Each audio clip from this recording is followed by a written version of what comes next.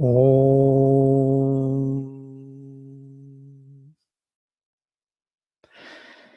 Vang me manasi pratishthitam mano me vachi pratishthitam aviravir maedhi vedasyama anistha shrutam me ma prahasihi anena dhitena horatran samdadhami ritam vadashyami Satyam vadashyami tanmamavatu tadvaktaramavatu avatu mam avatu vaktaram Om Shanti Shanti Shanti Om Shri Mata Shri Aravinda Taddinam Yuvabhyam Samarpayami Mama Jivanam Yuvabhyam Samarpayami Asmakam Adhyayanam Yuvabhyam Samarpayami Mama Pravachanam Yuvabhyam Samarpayami Om Shanti Shanti Shanti.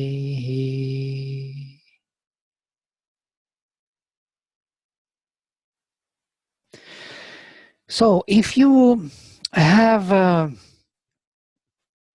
question or a comment or some concern, so please share and with us, with everyone, not only with me. I would like to know what you got from these sessions. What was new for you? What was interesting? What was meaningful? And what was not too very clear, which needs clarification? What questions you got from it, and so on. We can start from someone who is ready. Please go ahead. Otherwise, I would feel like a teacher in the classroom, you know. Now, Luca, please. Aditi, please. Yeah. Oh, Luca. Yeah. Okay. Good. Go ahead. Okay. I wanted to ask about that eighth son. I thought it was a really interesting conception of Aditi in the 7 sons of her. Mm-hmm. But I still wasn't quite sure how the eighth son fits into that. I understand that it's ugly because it's not manifested that, and it plunges into the darkness and manifests there. Right. But I still haven't quite understood that correlation of how it is these two different worlds. How it is the eighth one is different to the 7th one. Right. Well, it's a myth, first of all, yes. And since it is a myth, it would have a little bit of this kind of not very clear mental correlation. It's not a rational thinking which would give you one-to-one fitting that here it ends and there it comes in, and that's how it is, this corner. You know? But it is more holistic, global. It's a concept. And the concept or the idea works differently from the fitting of the sense mind of the elements together. So if the sense mind is not satisfied, it's not really a big deal.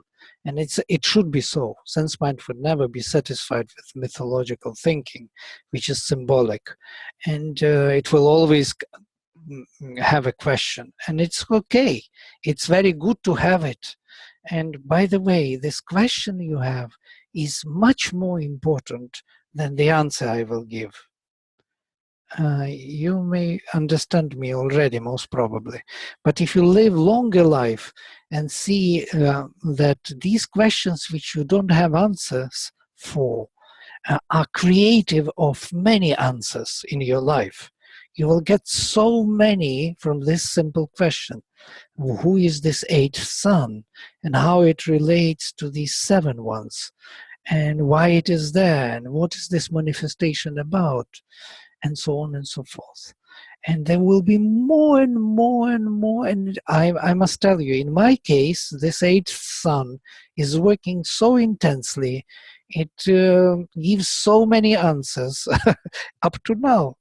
Even yesterday, day before yesterday, I had to deal with Pitris again, Pitriyana, Yama, and all this vision of our embodiment in this world. It is all related to Vivasvat and this mystery of the eighth son, you know, who was left alone, who didn't know his mother, who considered himself to be a creator, and so on and so forth.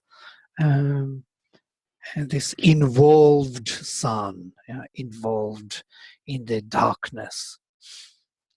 Even more, if you read more literature, you will find that in the Rig Veda there will be very interesting, puzzling statements which nobody can, comment upon, because they are unclear. You know, for example, it is said that Agni is, though it is the essence of earth and aspires to heaven, is rising from Vivasvat, from the sun. He is rising, coming up from Vivasvat. So Vivasvat is seen to be involved in the darkness, the sun involved in the darkness. It's this Vivasvat is the secret of the Veda, that below our inconscient, the darkest night, the deepest darkness, there is the luminous sun, yes, involved, hidden in the darkness. This sun was hid by the titans, by the asuras in the darkness. So it is him. It is that very light, the divine light hidden in our inconscient being. And that's why the unconscious does its work. It moves, it evolves, it becomes subconscious, it becomes ignorant, it becomes knowledgeable finally. So the whole movement from within is taking place. It is because of this Vivasvat. Is that similar to the Rudra and Shiva? That's exactly. Rudra is the name of that very movement of that supreme sun within. The Rudra is the action, basically. It is him who acts upon the whole inconscient nature from within. So the divinity hidden within nature. Yes, it is him. Right. Very true. But in terms of Aditi and this first manifestation, this very Surya becomes Vivasvat. And it looks like that there is a double sun. Yes? So there is one Surya above and other Surya below, so to say. Right? There is a very interesting hymn to Havirdhanas. It's called Havirdhane. And maybe I will open this hymn for you, and just to show. It could answer even better your question. If I have it here somewhere, I had it.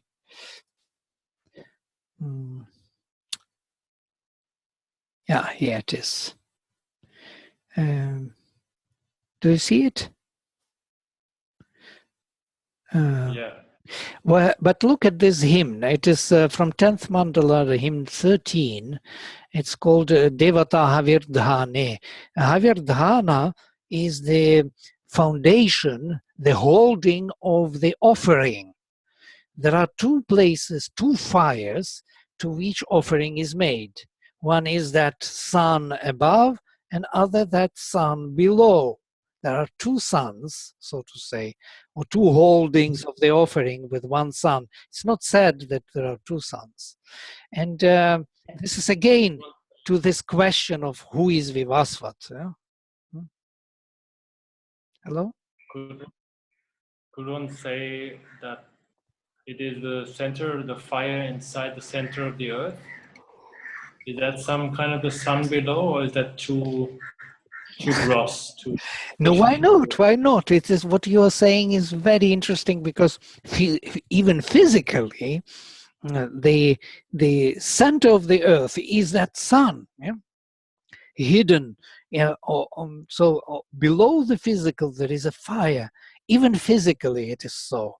So to say, it's we are talking about the spiritual reality, but even physically, the nature will recreate the same spiritual reality. You are very right. There is the sun above and the sun below, the core of the earth. And the core of the earth is golden. You know, I never knew about it. I found out recently, and I was very impressed that the core is golden. And it's not metal. It's not a iron. Iron is lighter. Gold is 3 times heavier than iron. That's why we know that it is gold, because of the weight, because of the magnetic field. So the golden core is that sun within. Even physically, yes. But what I was kind of intending to tell you about this hymn of two sons, yes, is or two holders of offering, is that this hymn in the Rig Veda, Rishi himself is Vivasvanaditya. Notice, so Rishi is the sun himself, Vivasvat. He is Rishi here because he speaks. He speaks from himself about his double nature. It's very, very interesting. And if we examine this hymn, we will see that how the whole thing, the whole vision works. In the first line, you will see in the first verse, the whole thing is given already. Yujevam Brahma Purviyam Namo Bhih Vishloka Etu Pathiye Vasureh Shrinvantu Vishve Amritasya Putraha Ayedhamani Divyani Tastu. I yoke the ancient word rising in the heart, Brahman, with the surrenderings, my surrenderings, to you two holders of offering, the sun above and the sun below. May the expression of this word,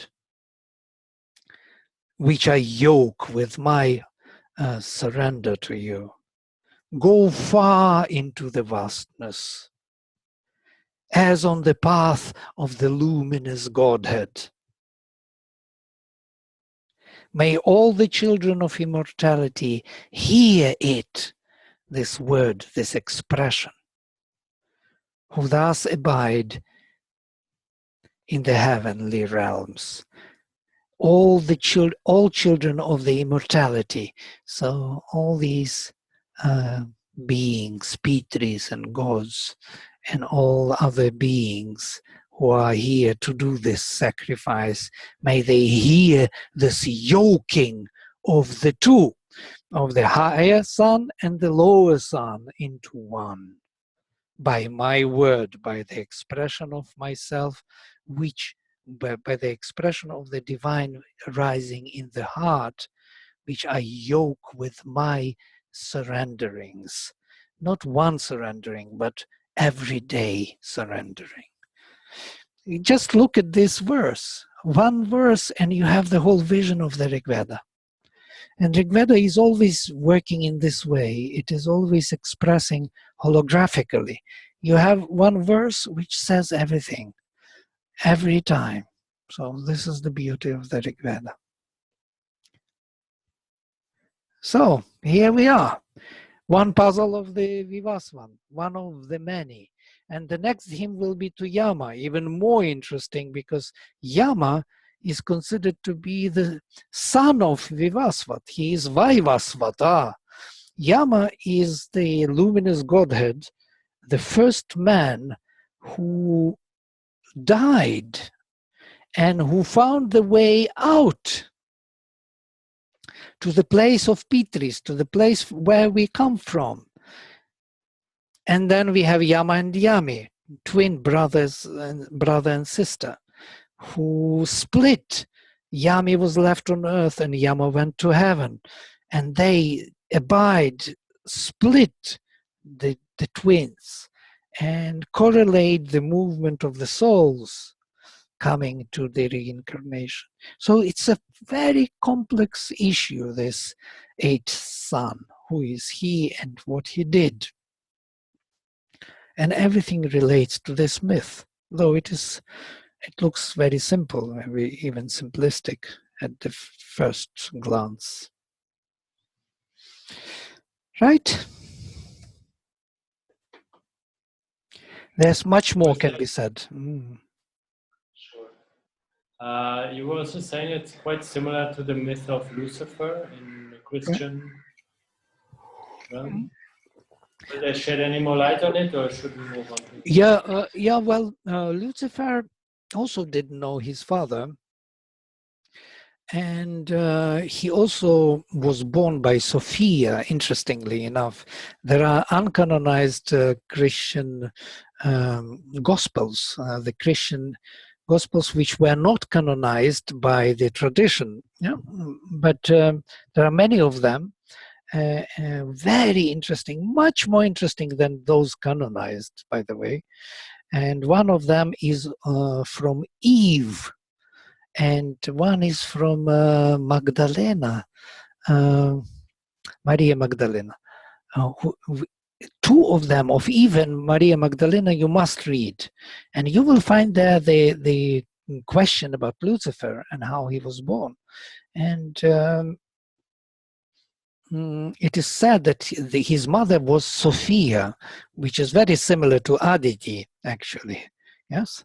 And Sophia and Aditi, you immediately have this kind of idea that they are very similar. And she brought him to birth and left him alone without him knowing his father.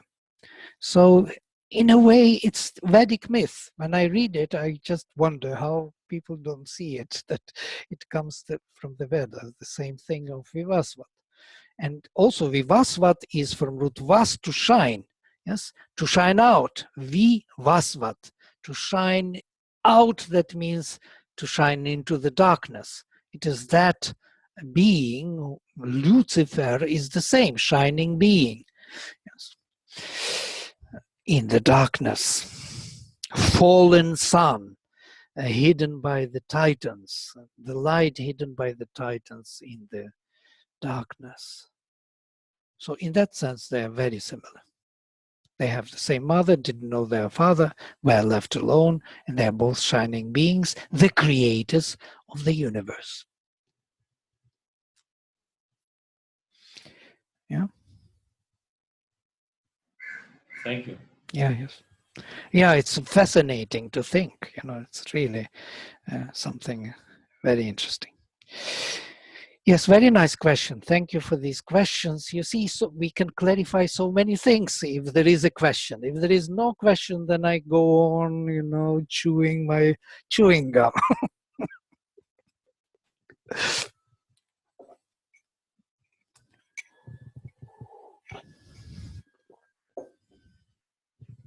Whatever questions you have, they are all welcome. Don't worry. There are no stupid questions. There are only stupid answers.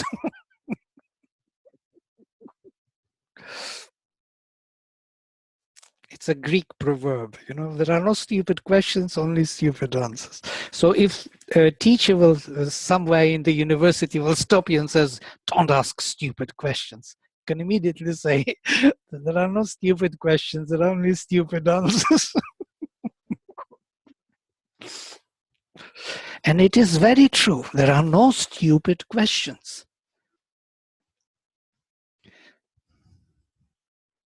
because question is something which we want to know, to clarify how it can be stupid. Unless... Well, if anybody else is up for it, I would like to go into that cracking of the egg again, the cosmic egg, how it cracks into two, and how... I also had a similar doubt in terms of the we discussed about the Vijnana and Swar and Prithvi. So in between we discussed about Dyahu. I don't know if it's Dyahu, yeah. So that portion, I think it's in the same lines of the cracking of the egg. So I would also like to know a little bit on that. Cracking of the egg. You mean this? How Yeah? How the divine shines through in different ways, and how it is the vital plane in between, and just to...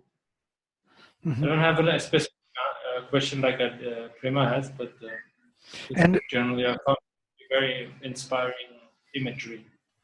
right. It's an Indo-European myth, by the way. It exists not only in Indian tradition.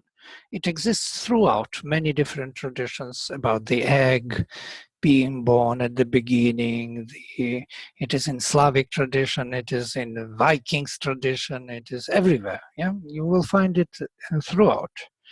But it's kind of interesting that why egg? Yeah, egg itself is it's not even structure. It's not two equal. It's one part is a little different from the other. It's a question, because egg has something to do with all this kind of multi-dimensional existence and consciousness. Yes, it's not just mental image. It has some dynamism which a mental image doesn't have. But we are not going into this. We are looking only on two halves. And what Prema did you ask? I just didn't understand what you wanted to say. Is there something specific you were saying, Prema? No, I just wanted to know a little more on the Dyahu and that the imagery. Right. Dyahu. Why about Dyahu and not about Prithvi? You want to know? I don't know. Prithvi at least sounds like a familiar term. It's the Dyahu seems to be unfamiliar to me. So. Okay. Dyahu is from here we have Div. Yes, Deva. It's from root div, duty, dyuta, dyumat, sena. We have so many words, yeah? Vidyut, the lightning. We have all these words from this root div. Divas, the day, yes? Divyati, shining, and so on. Divine, yes, the same etymology, divine, and deva, divya, daivya, daivam, divine, divya. All these words are familiar to you, being in India, where you have them in names and in Hindi, everywhere. So this is Dyahu. Dyahu is the luminous, shining one. The golden half became heaven, the silver one became earth. So the egg which cracked, the golden egg, by the way, Hiranyagarbha, became silver and gold. The silver was earth and the gold became heaven. And most probably by the name, it is because the shining one. Dyahu is the same etymology as we have in Greek. Zeus, Dyahu. Notice, Zeus, Dyahu. Zeus was that heavenly heaven, the Lord of heaven. In the Vedic tradition, though this crack took place, it is still that we live in this egg. It is this egg which gives us the security. It is this fortress in which we live. Yeah? We have a mental being. Here up to Sahasrara. Sahasrara is the top of our being, where we are closing down our mental kind of operations, and then we go to the physical, and physical is which is closing down, or the outer being is the closure for us to hold in our spirit. It's kind of interesting. It's a protecting egg. Protecting against what? There is the whole hymn in the Rig Veda of Agastya Rishi, to heaven and earth, by the way. We also can read it, and it's very beautiful. Where he invokes all the time, he has a refrain, "O heaven and earth, protect us from abhava, from the abyss, from the inconscient. Protect us from the inconscient." That's what they do. They protect us from the infinite inconscient, which is there. These waters of the ocean on which this egg was floating and is still floating on the waters of the inconscient. So if we don't want to fall into that inconscient and to be unprotected, we have to hold onto the mental and physical being. Wow, what an image, yes? We can really fall into the inconscient, and we have to hold on to the mental and physical and vital being. And it is here it is. It's our protector, our shell in which we evolve, develop, in which we transform all that inconscient into something more beautiful, something more divine. So if you're saying we, you basically mean the soul. Yes. The soul has to the physical and the mental, otherwise it could drop into the abyss. Yes. Okay. That's why we are holding on to them so strongly, you know. And that's why it's so difficult for us to overcome our mental preconceptions, you know, because they are helping us to stabilize ourselves. You know, all these psychological diseases, since we are in the psychology department, is nothing but shift of the mental and going away from the mental structure, yes? When you're a little bit unsure what is the mind, what I'm saying, you know, everything is possible. I'm becoming crazy. I don't have the structure to hold on to. That's it.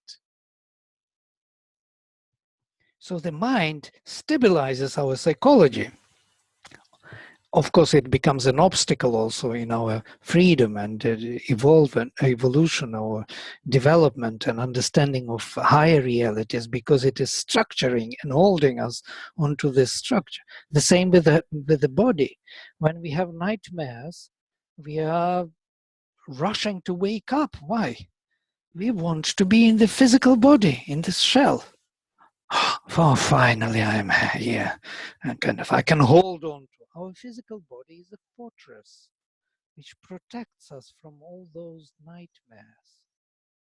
Nightmares which are entering here from the inconscient into our antariksha.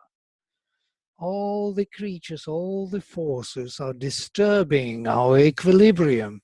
And what we do, we run either here to the physical, it's the best because it's the steadiest, or we run to our mental, higher mental, where we will find either conceptualization or thought or something we can hold on to.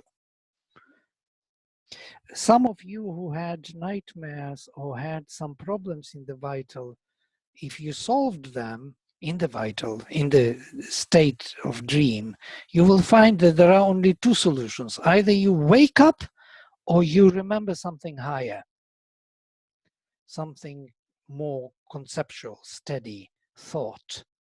If you appeal to thought, you may overcome the problem here in the Antariksha, or you have to wake up.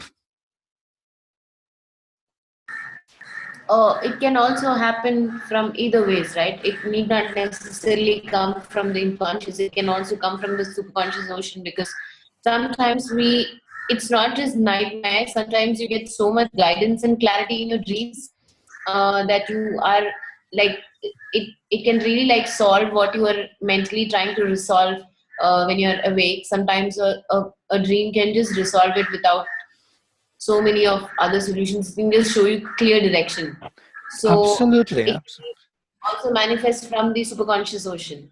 Yes, superconscious. It enters the same way as from inconscient ocean or subconscious. I don't write here, I don't make a division on inconscious or inconscient, subconscious, ignorant. I don't do these divisions. I write the lowest, the deepest darkness, yes? So, but it is implied that there are levels from the density of darkness, yeah? And so there's darker darkness and the less dense darkness and so on.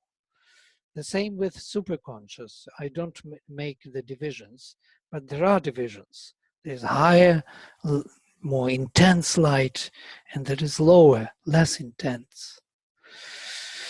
Yes, we are open in this world, in the vital world, in the Antariksha world, to these influences.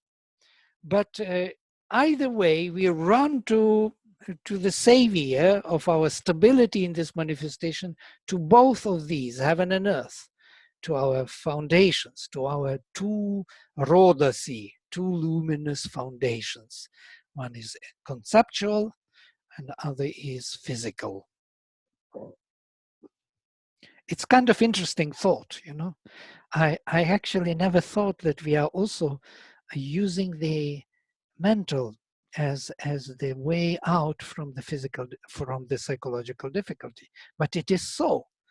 All the psychological problems are solved by two major things: by our mentalization or by physicalization. So we become more physical, more work, more exercise, running, sweating, yeah, doing things, and forgetting the psychological issues, all these forces. Or we become very conceptual, very clear in the mind. We are working hard in the mind, and then these issues are gone. Right, these are the foundations.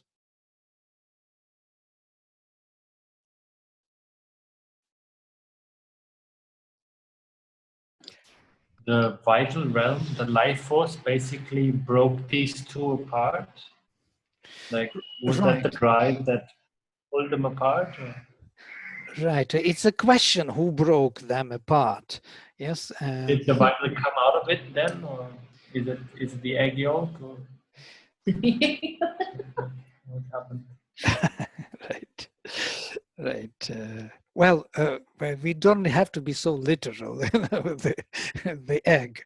It's not the egg itself, but it's a symbol of the egg. So the energy which appeared here is in the Taittiriya Aranyaka, it is said that it was Vata, the Vayu, who broke the egg. By the force of Vishnu somehow. And Vishnu is holding heaven and earth apart by the force of Vata, by the force of Vayu. And it's kind of interesting to think why they say so, because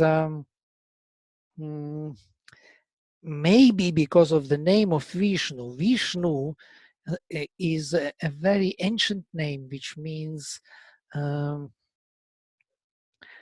there is suffix snu, the suffix of the actor who does V. V, it is separating and holding apart. So Vishnu is separating and holding apart heaven and earth, physical and mental being. I never mentioned this before to anyone because it was a question in my mind for 20 years after I read Taittiriya Aranyaka, why Vishnu is separating heaven and earth by Vata. And now it is time to think about it again. I didn't have any answer. Nobody can answer this. Yeah? Only the name itself is answering that it is separating and holding. But it seems that Vishnu is represented in the Rig Veda by Indra. Indra is a specific action of Vishnu. Vishnu is a vast of a mental godhead, whereas Indra is a lightning into the darkness of our inconscient.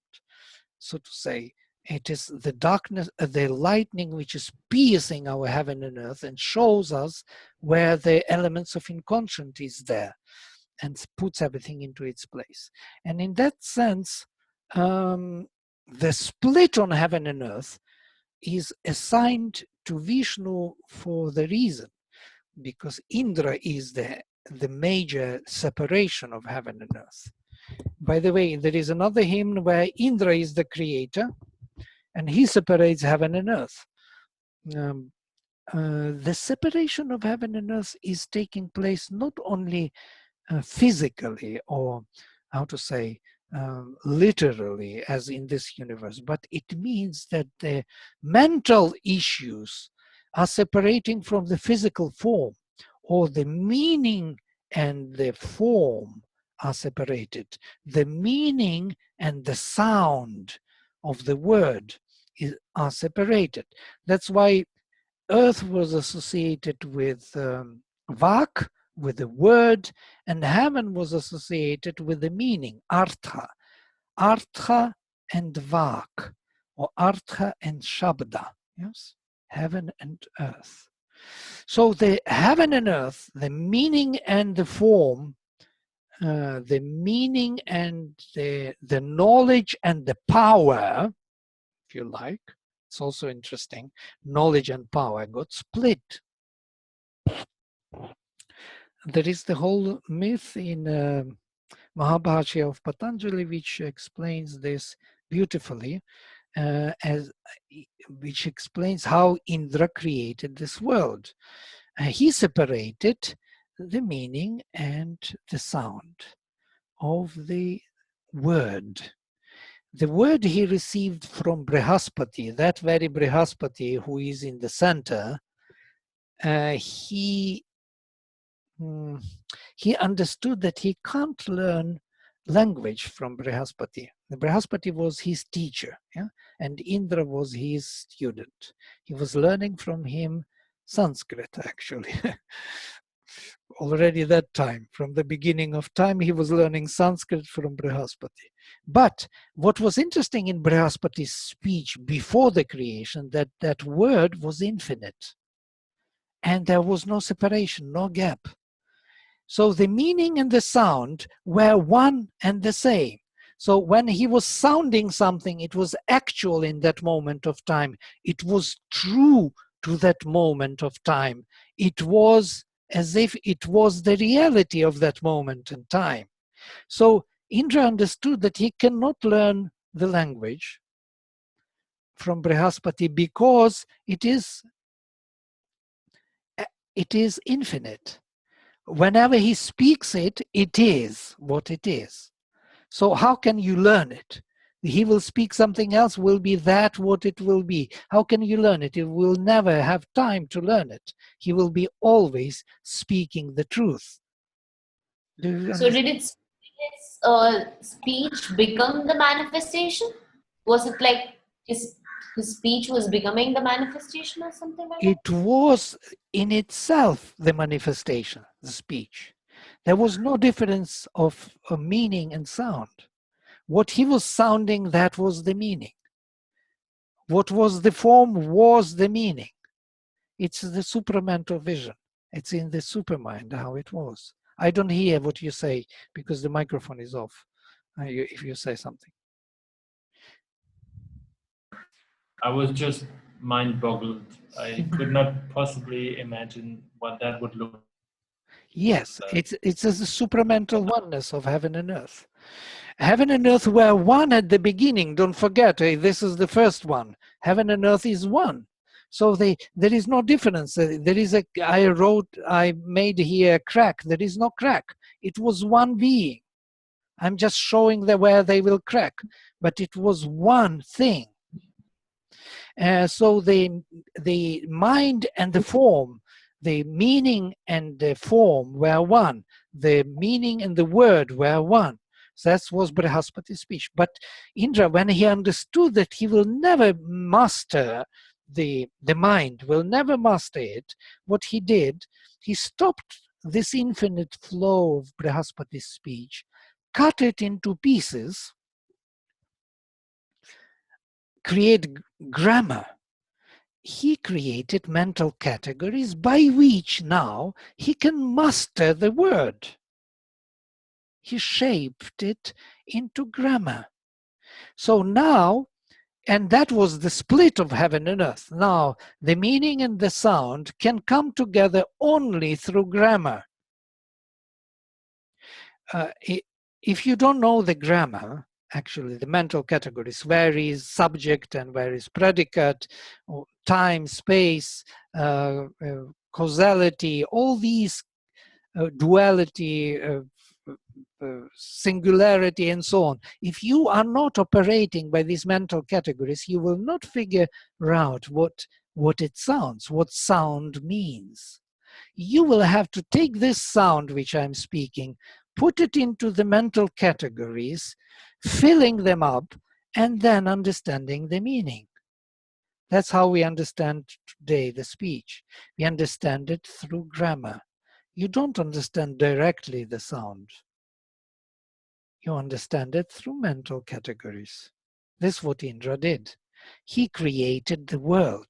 He split heaven and earth. He split meaning and sound. Now, if before Brihaspati could never lie, he would speak exactly what it was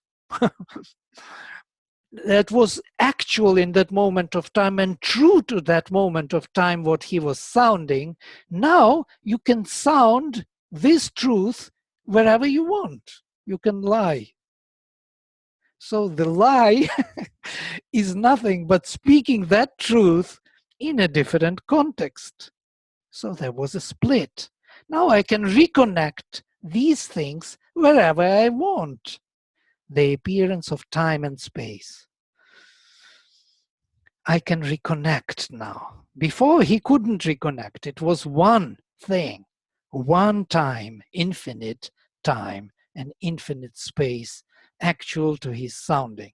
Now I can reconnect wherever I want and we can lie. Lie is nothing but saying the truth in a different context.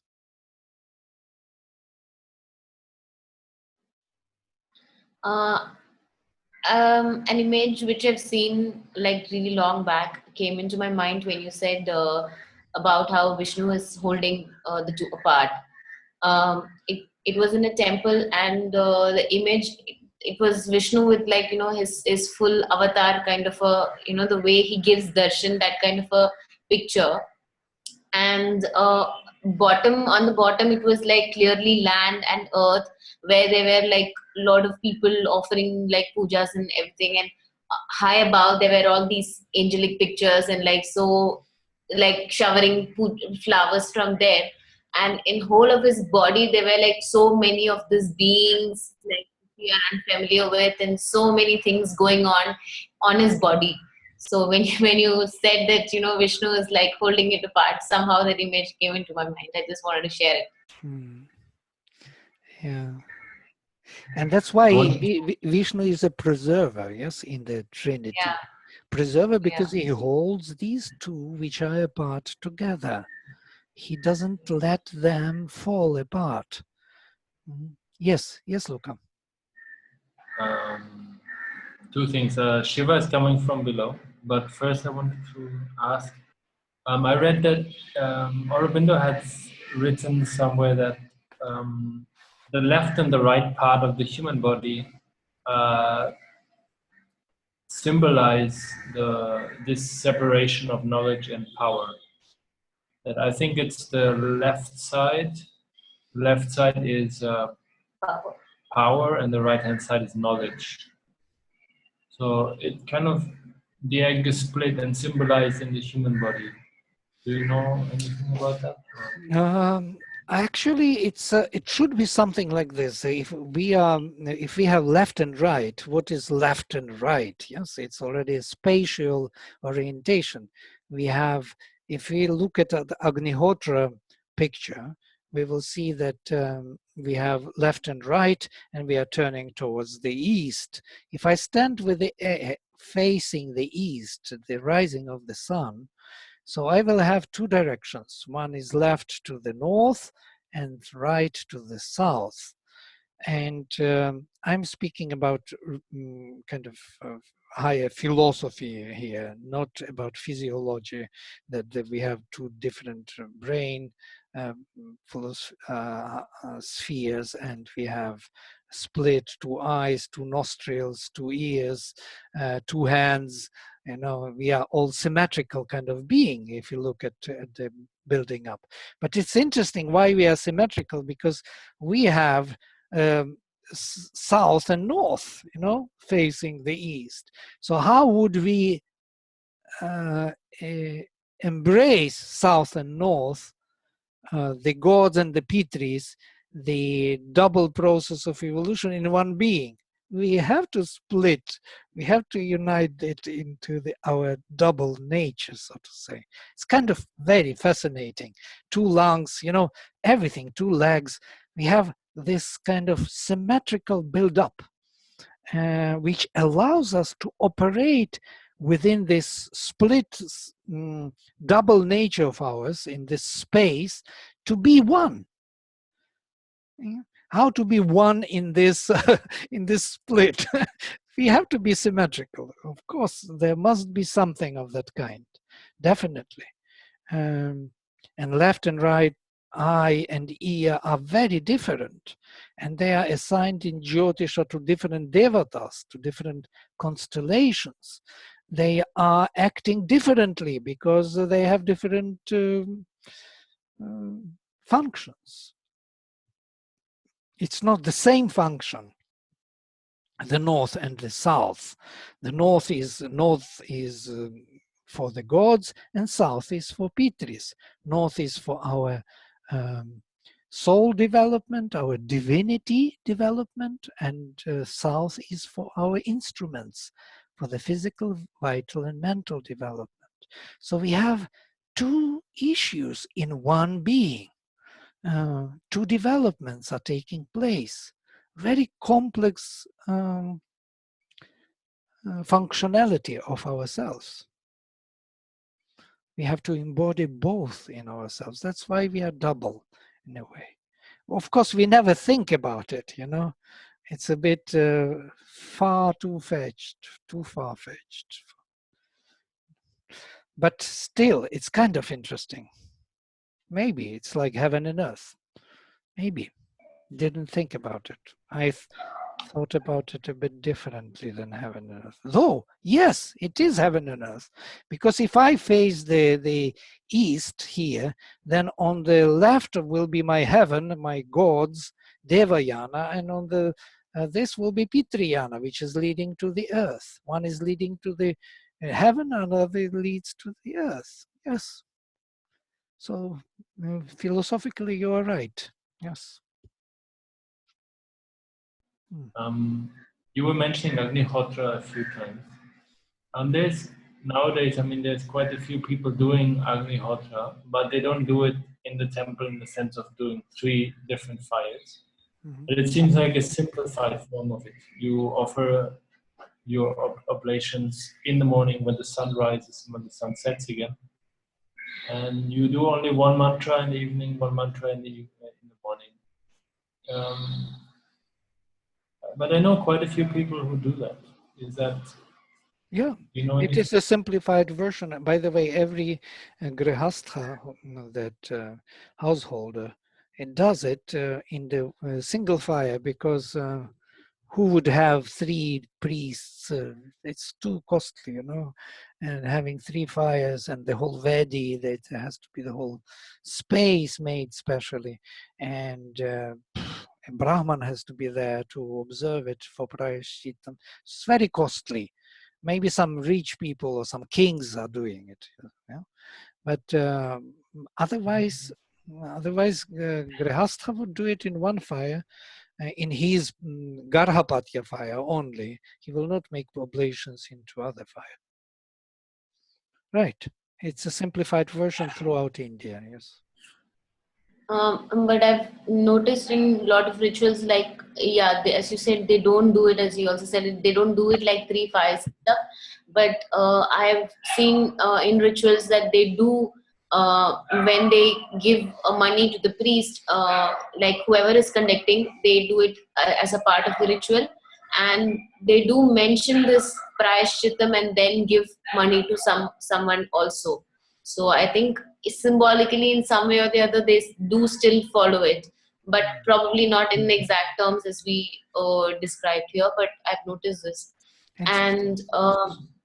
And also another thing with the Brahman, when you were actually mentioning this even before, something else which I remembered was, so my family is they follow a lot of systems and rituals and customs.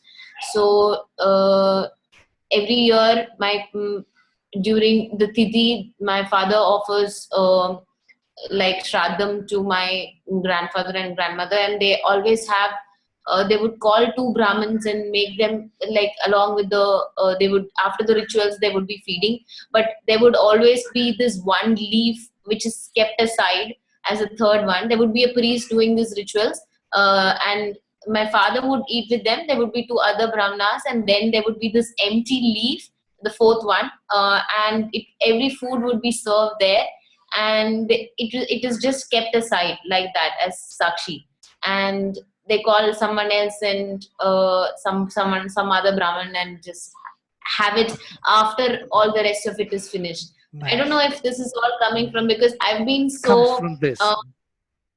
yeah, I like, because of growing up in this kind of culture, I've been so against of all the rituals, and I've never understood any of it, and I've had huge problems with it. But now I feel like maybe it is all stemming from a lot of things which is coming from the books, but people took it differently, and now they're doing it differently. But now at least, it makes, I can at least do some correlation. So I'm like still trying to be okay with what they do. Right. Yeah. Another thing which I was trying to, I don't know if it's again coming from the mental space of wanting to correlate things. The heaven and earth split, and like earlier you said it was all one and then it split. Can we equate it to the fallen angel story of the Christian beliefs, or is it completely like off track? Fallen angels. But how do you connect with this? With the I don't know how I see the connection is that from the fallen angels, or at least what I've read is that after that incident, then the face of earth changed, and then it was no more heavenly, and then there came a separation. So okay, of course there has something to do I with don't this. know too many. With this, yeah. Definitely, this is the fallen angels. Yeah, there are these divine kind of Aditi's sons who, so to say, have fallen. So to say means that Vivasvat, he represents them all in one go and pulls them down, all of them. Vivasvat is the eighth son, and it is important to see this kind of meaning that, again, coming to Vivasvat, so many things is connected to Vivasvat, that being the eighth one, he embodies all of the seven. Can you imagine such a meaning, that the first one, the second one implies the first one, the third one implies the first two ones, implies without them this third one would never come into being. Aryaman is impossible without Varuna and Mitra being already there. Bhaga would not be possible without Varuna, Mitra and Aryaman. Just not possible. There is no Bhaga without Varuna, Mitra and Aryaman. But there is Varuna, Mitra and Aryaman without Bhaga. There is Varuna and Mitra without Aryaman. And there is Varuna without anyone. Possible. And doesn't mean that it has to be, it's possible. But not possible for Mitra to be without Varuna. Not possible for Bhaga to be without Varuna, Mitra, Aryaman. And so on. Daksha without these 4. Amsha without these 5. Surya without these 6 before him is impossible. And Vivasvat is impossible without his 7 brothers. He would not be there. So he represents all of them and drags them all, so to say, into his shadow. And this is the fallen angels. One can look at this scheme as a split of heaven and earth also. In the vastest sense, this scheme. It is like heaven and earth became 2 different kind of hemispheres, yes? One is the higher, luminous, great, grand heaven, and this other is grand earth, yeah? As spirit and matter, spirit and nature, Purusha and Prakriti later. One can look at it like this also.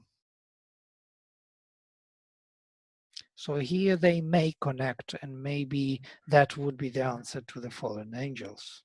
So everything, all knowledge comes together when we think about it, how the split took place, that there is loftier, more spiritual, more luminous being of ourselves and less conscious of ourselves, yes, of the same.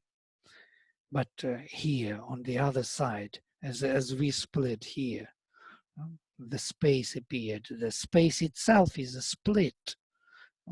The gap between me and you is a split. We are one, but we are 2 different beings, or many different beings. So the dependency of the brothers on the ones that came before, it kind of is like this progressive evolution that Aurobindo describes, that life force comes out of matter, is dependent on it, but beyond it. It kind of implies it all. But, right, it's all involved, absolutely. It's all involved in matter. So in this deepest Varuna fall material being, all of these beings are there already, implied. Otherwise, it would not be able to evolve to that height. Absolutely, absolutely.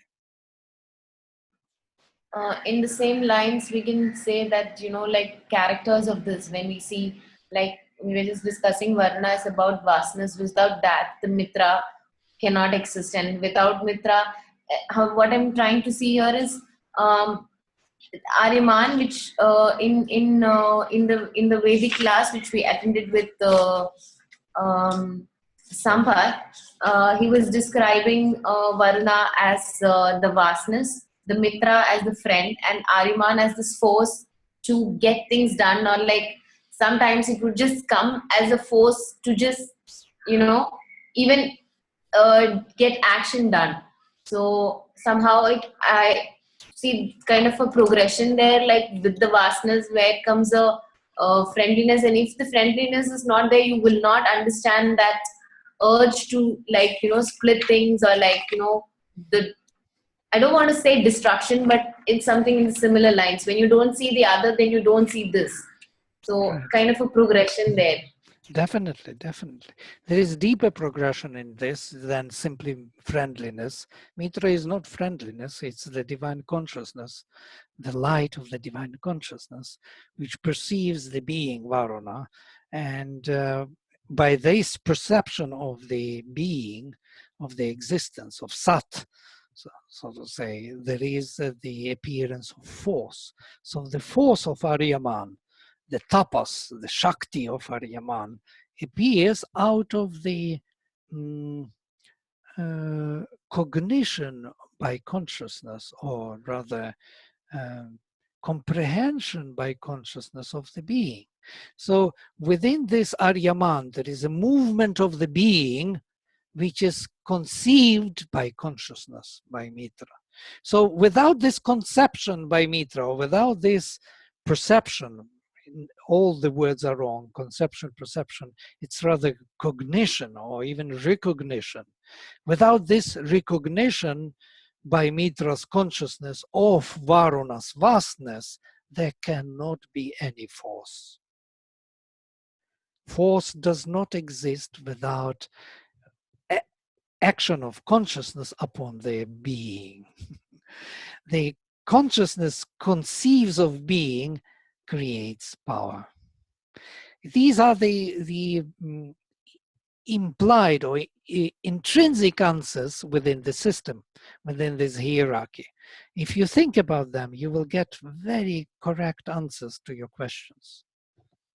So this knowledge is a scheme which gives you a right way of thinking, conducive to finding right answers. What is what? What is force? Somebody asked me, one child, yesterday I had a class, I have a very bright child who is only 11 years old, Indian, in Chennai he lives. And we are reading with him Kena Upanishad, and he asks me, what is force? You know, can you tell me what is force? And this is the question, what is Aryaman? And I tell him, can you tell me what is force? And he describes this very interestingly, very close to this. The force is that which effectuates our being. So what is effectuating our being if not the cognition of our existence?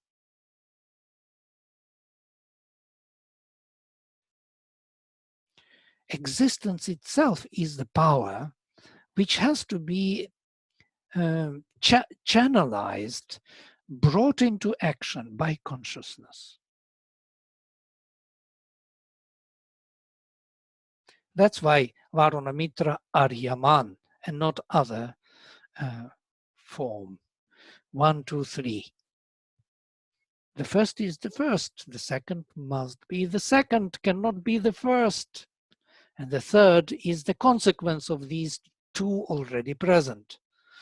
And the fourth, the Ananda, the delight of this, is following. It's an emanation. It's the consequence of these three being there. So Satchit Ananda, Ananda appears from conscious existence. Conscious existence is bliss.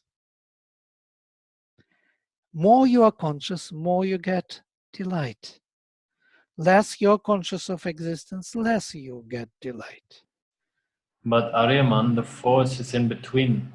Yes, conscious and the bliss. Right. Aryaman, here in this sense, it's chittapas, consciousness force. Yes. So the force is that part of consciousness which projects the being into manifestation. Yes. Sometimes it is said chittapas, sometimes simply chit, meaning Mitra and Aryaman together in consciousness, yes, without splitting them on knowledge and power. We here split them on knowledge and power because it's important for us to see. It's a Vedic, more precise knowledge.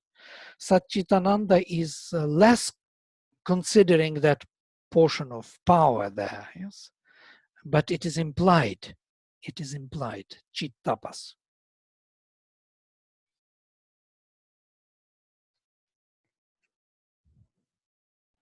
Isn't Vivashva the one that actually brings them into manifestation?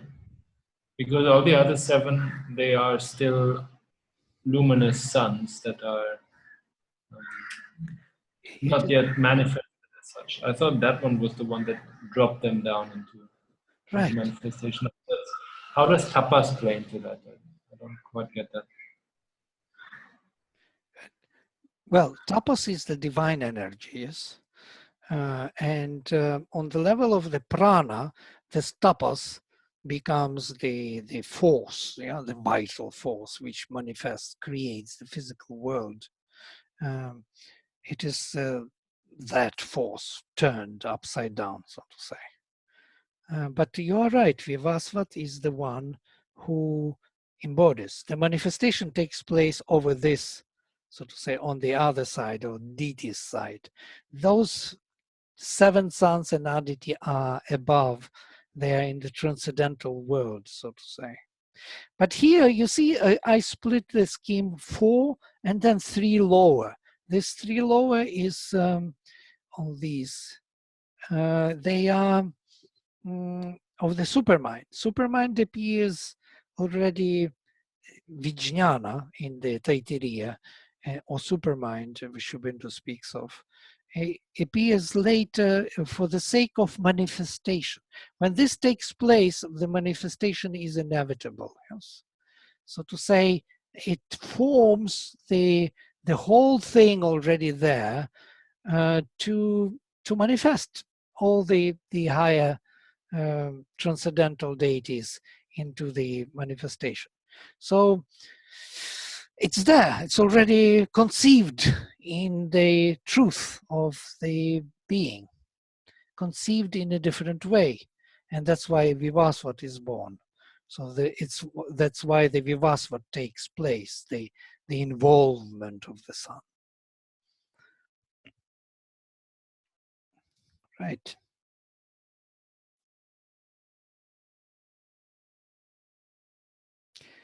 Okay, very nice. So we had quite a discussion on the very beautiful. Nice to talk to you finally. Otherwise, only I am talking. It's kind of boring. Yeah, there is more to it, of course. Here I'm putting this Daksha, Amsha, and Surya in a kind of trying to build up a holographic picture to come out from this, hierarchy, vertical hierarchy, or horizontal. I am searching for the construct which would help us to see that in the depth, when we move into the depth, we are moving also into that possibility of transcendence, and not only up and down. Up and down is our impression of the split of heaven and earth, but and spatial orientation. But truly speaking, in the transcendental world, that heaven and earth exists within the sun. So the sun is above and sun is below, and this heaven and earth, this egg, is as if within the supreme. It's as Krishna explains that in the Gita, it's a beautiful passage where he says that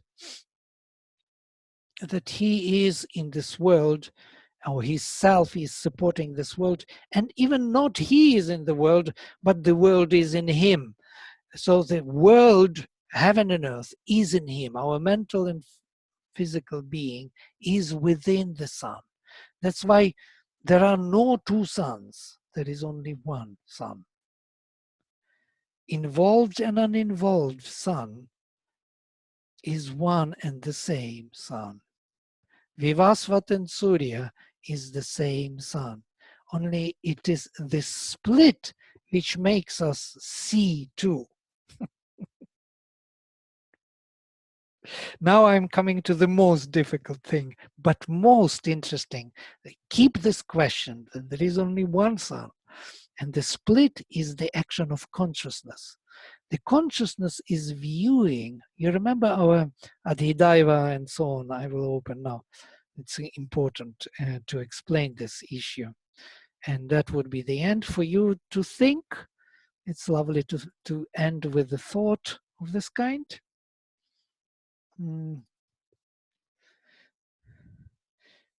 This scheme.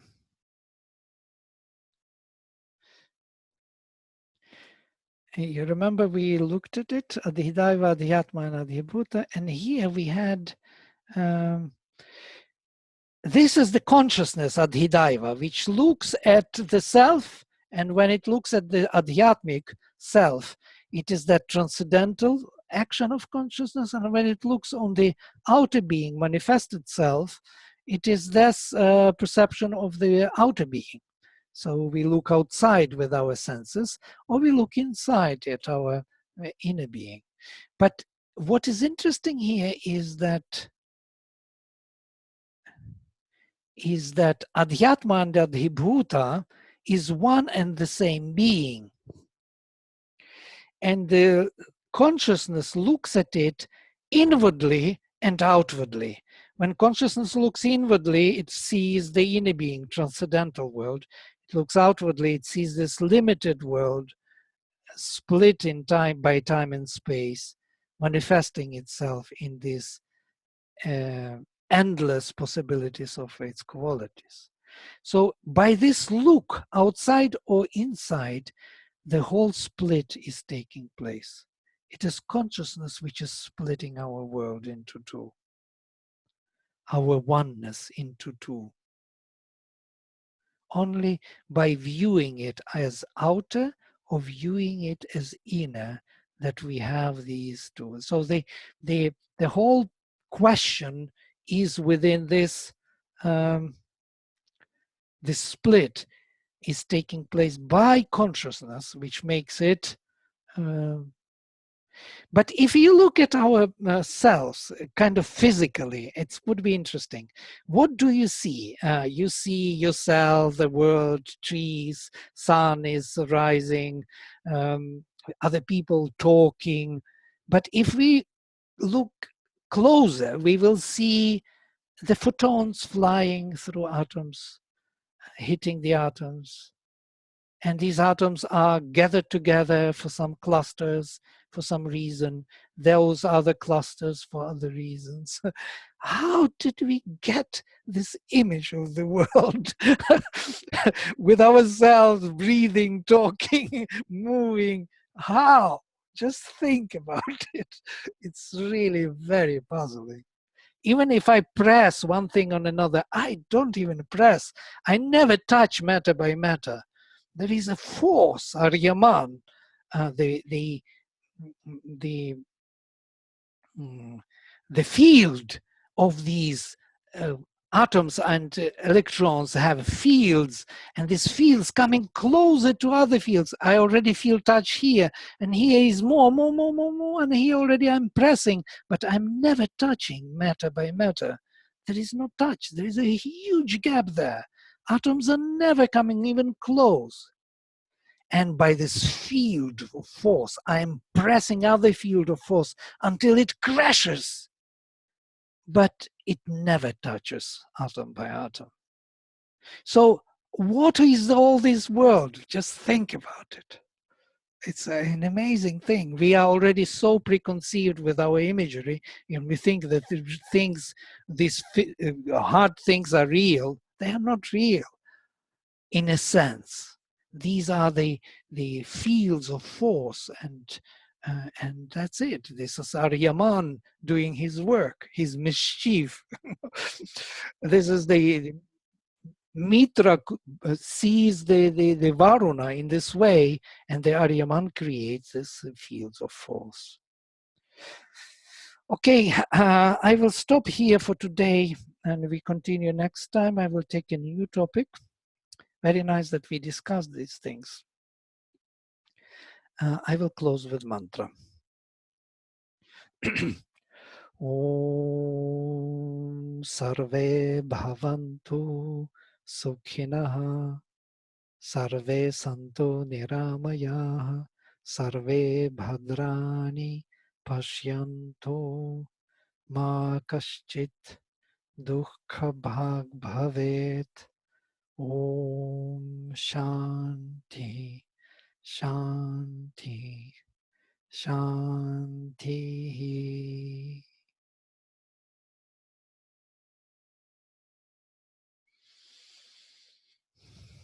Thank you, guys. It was very nice talking to you.